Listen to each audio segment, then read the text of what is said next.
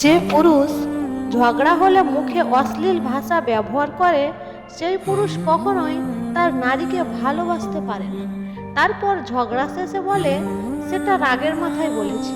ভাই, রাগের মাথায় যে পুরুষ তার রাগ কন্ট্রোল করে একটা নারীর সাথে ভদ্র ভাষায় কথা বলে, সেই পুরুষই হলো আসল পুরুষ, ভালো চরিত্রের পুরুষ।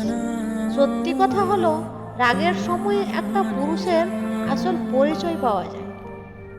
যে মানুষটা একসময় সবার সঙ্গে কথা বলতো, সে মানুষটা যদি হঠাৎ করে চুপ হয়ে যায়, তাহলে ভেবো না সে বদলে গেছে। খোঁজ নিয়ে দেখো, তার কিন্তু কষ্ট বুকের ভিতরটাকে কুড়ে কুড়ে জীবনটাকে শেষ করে দিচ্ছে। মেয়েদের ভবিষ্যৎ পুরোটাই ছেলেদের উপর নির্ভর করে। একটা ছেলে চাইলে একটা মেয়ের জীবনকে ফুলের মতো সুন্দর করে দিতে পারে, আবার একটা ছেলে চাইলে একটা মেয়ের জীবনকে জাহান্নামের মতো করে দিতে পারে। অযত্ন পেলে তো ফুলও শুকিয়ে যায়, আর যত্ন পেলে মরা গাছও বেঁচে ওঠে। পার্থক্য শুধু ভালোবাসা আর যত্নে।